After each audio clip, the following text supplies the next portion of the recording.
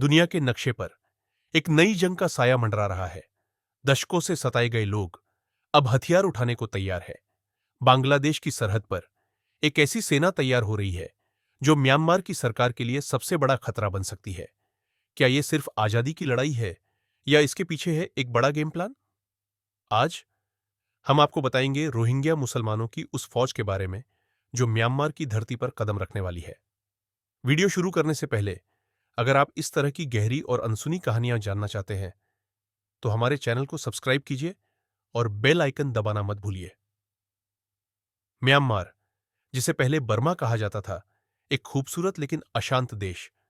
2017 में दुनिया ने एक ऐसा इंसानी त्रासदी देखी जिसने सबको हिला दिया। रोहिंग्या मुसलमान, म्यांमार के रखाइन प्रांत में रहने वाला एक अल्पसंख्यक समुदाय। सालों से इन्हें म्यांमार की सरकार नागरिक मानने से इनकार करती रही। नतीजा, रोजगार, शिक्षा, इलाज, सबसे वंचित कर दिया गया। लेकिन असली तूफान 2017 में आया, जब म्यांमार की सेना ने रोहिंग्या गांवों को जलाना शुरू किया। हजारों मारे गए, लाखों लोग जान बचाकर बांग्लादेश की तरफ भागे। इनका घर, जमीन सब पीछे छूट गया।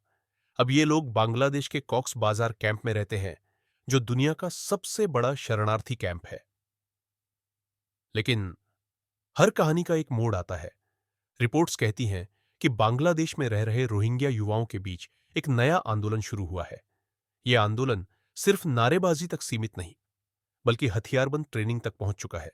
सूत्रों का दावा है एक रोहिंग्या आर्मी बनाई जा रही है। इसमें सैकड़ों नहीं, बल्कि हजारों लोग शामिल हो चुके हैं। इनका मकसद है म्यांमार में वापस जाकर अपने गांव और जमीन पर कब्जा करना। कई इंटरव्यूज और लीक रिपोर्ट्स के मुताबिक इस आर्मी को गुप्त तौर पर सपोर्ट मिल रहा है। हथियार, ट्रेनिंग और लॉजिस्टिक्स, सब कुछ व्यवस्थित तरीके से हो रहा है। कहा जा रहा है कि यह ट्रेनिंग बांग्लादेश के दूर-दराज इलाकों में और कभी-कभी बॉर्डर के उस पार भी दी जा रही है। बांग्लादेश की सरकार आधिकारिक रूप से कहती है कि वो किसी भी तरह की मिलिट्री गतिविधि को सपोर्ट नहीं करती, लेकिन ग्राउंड रिपोर्ट्स कुछ और कहती हैं।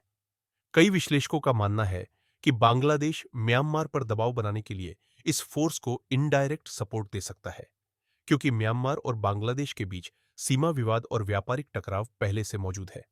और अगर रोहिंग्या आर्मी सच में म्यांमार में घुसपैठ करती है, तो म्यांमार सरकार को दो मोर्चों पर लड़ना पड़ेगा, एक आंतरिक विद्रोह और दूसरा अंतर्राष्ट्रीय दबाव।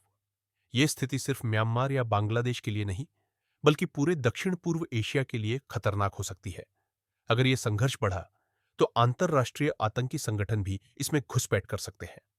ऐसे में यह आंदोलन एक लिबरेशन स्ट्रगल से निकलकर एक रीजनल कॉन्फ्लिक्ट में बदल सकता है। दूसरी तरफ कई रोहिंग्या नेता कहते हैं, अगर हमें न्याय नहीं मिला तो हम अपनी लड़ाई खुद लड़ेंगे।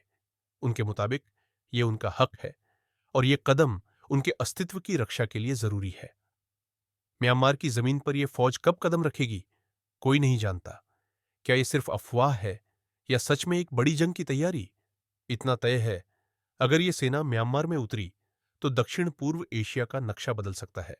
और सवाल यह भी है, क्या दुनिया देखती रहेगी या कोई इस आग को फैलने से पहले बुझा देगा?